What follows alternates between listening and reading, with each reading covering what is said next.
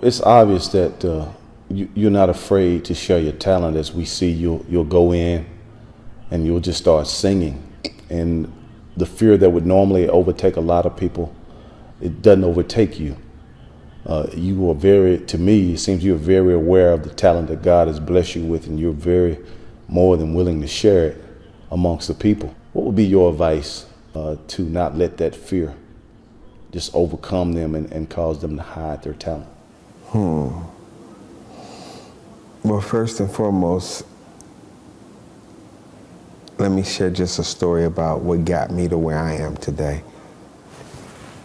This eye right here, this is a prosthetic eye. I lost this eye as a kid. A young man pushed me from behind and I fell on a stump where you cut down a tree. I didn't feel it when it went in, I felt it when it came out. And it snatched my whole eye out. I took off running to my grandparents' house, and it was during one of the most prejudiced times in history. Governor George Wallace was the governor of Montgomery, Alabama. And so they said all the ambulance was out. They told my grandparents to put me in the car and get me there. And when they got me there at the hospital, they actually gave me a gauze and told me to hold my eye. Said it wasn't an emergency. I was a kid. So most people say, you should hate white folks. No. My mother never taught us prejudice. In fact, in losing this eye, I gained more strength in this eye, and I see better with this one eye than some people with two eyes.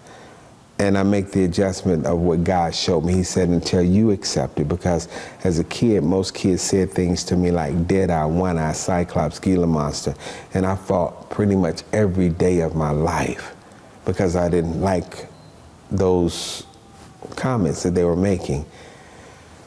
But God told me, he said, you have to accept it. Well, not like that. He said, until you accept it, nobody else will. Until you love you, no one else will. See, as a kid, my faith was still crazy, because my mom brought us up in church. You know what? I would take my eye and put it off to the side, and I'd go to sleep, and I'd say, Father, in the morning, I want you to have a new eye in there. I was expecting God to grow a new eye inside of here. Can he do it? Absolutely. Is it part of his plan? Hey, I still believe that he can do it. And if he so chooses, I welcome it. But you have to love whatever it is and love you.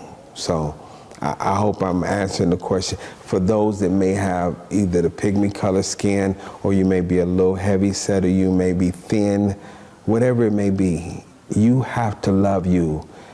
We talk about Michael Jackson. I love Michael Jackson, and he had the discoloration in his skin. If he'd have never done what he did to his skin, Michael Jackson would have been the poster child for those people that have that, I don't say disease, but they have that pygmy color skin, because that's what it would have been. But he still had his gift and his talent.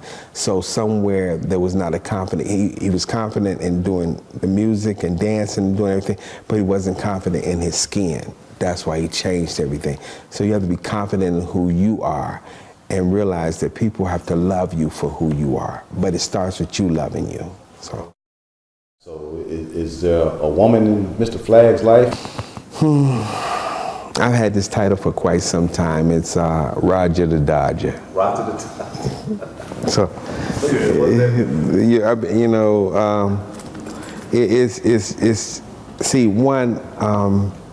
I remember coming off stage after singing or performing, and each time I come off that stage, that woman that would be there, that's supposed to be the woman in my life, would be questioning who that woman was. And they didn't call her a woman, you know what they called her. And they'd be like, who is that? And so for me, I've never, ever, most people get off on drama. I don't do drama. So I would say, are you that? Then don't disrespect her. Because I'm not giving you a title and she don't have a title. Now, if you're going to disrespect her, then how about I just dismiss you? Now, I was doing that as a teenager. So as I matured, rather than dealing with drama, see, you can cut it off at the beginning. It's how you go into a situation, it's how you're going to come out of it.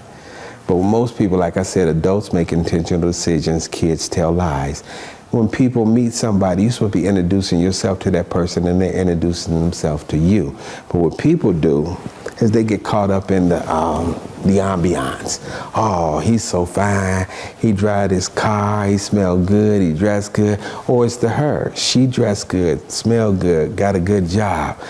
I want to know you away from the makeup, away from all the material things that the world has given you to make you. I want to know you. I want to see the wrinkles in your face. I want to see the tears. I want to know what makes you smile. Let me see the different sides of you that you won't show to somebody else except for a person that you really are interested in. And see, these are the questions that people don't want to ask. They don't want to address those things. You want to get caught up in, I'm ready to take you to bed. So as for whether or not there is a woman in my life currently, I would have to say no. Now, do I have female friends? Yes, I do. Yes, I do. You find that to be difficult to really find out who someone is, or? Well, it's only difficult if you make it difficult. I have mastered this thing to the degree that my greatest teachers were women. My greatest teachers were women. You know, so, you know, women fall in love between their ears. Men fall in love between their eyes. So when a man speaks fluently, knowledgeably, intelligently, she's drawn in. First of all, a woman wants a man that knows how to lead. And so a lot of men won't speak to women that are intelligent or a woman that may hold a high-powered position because they're intimidated by her. Now, know what God said, I created woman to be your helpmeet, M-E-E-T. So wherever you fall short, she was going to pick up the pieces. He didn't make woman to take care of a man. She was going to be there to aid and assist you. She walks beside you. So if we look at the illustration of how Abraham called Sarah his wife, Sarah called Abraham Lord. Yeah, she did. Why did she call him Lord? See, this is what a lot of people don't do. They don't study. They don't know the word. They don't know why she called him Lord. So I challenge the people when they see this that they'll say, I want to know why, you know, so come back and I'll tell you if you don't go back and get it. But the fact of the matter is there's a relationship that's established when a woman has a man that knows how to lead. Because one, the woman, I tell a lot of people when I'm ministering or talking to people, I let them know, I say, listen, God said I created you before the foundations of the world, which would imply he had us in his thoughts before he actually created the earth. So there's a man by the name of Dr. Miles Monroe. He wrote several books. I mean, if you don't know, you need to get them. One is called Understand the Purpose and the Power of a Woman. He said, this book is for the woman, but when you finish reading it, give it to your husband. Then he wrote another one called Understand the Purpose and the Power of a Man. He said, this book is for the man, but when you finish, give it to your wife. Well, I read those books, and then in studying the Word of God and seeing the things that God showed, God is something else. He showed out when he made woman. And, you know, scientifically they've proven that the earth is 70% water, 30% land. Guess what our bodies are? 70% fluid, 30% flesh. The earth is made of hills, valleys, and caves. The woman's body is made of hills, valleys, caves. The natural nature of the earth is to reproduce, replenish, and nurture. The natural nature of a woman, reproduce, replenish, and nurture. So if you plant a seed in the earth, it's going to bring forth a tree that brings forth fruit that sustains our life. Same with a woman. If I give her a sentence, she going to make it a phrase. If I give her a house, she going to make it a home. If I give her groceries, she cooks, she going to make us a meal. In making love, I plant a seed, she going to give me a child. If I give her love, she going to give me greater love.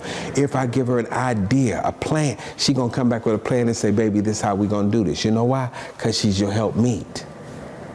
See, but what a lot of men don't do is they won't allow the woman to walk in her office. You know, he wants to dominate, and God never designed us to dominate over one another. We're supposed to walk together. So.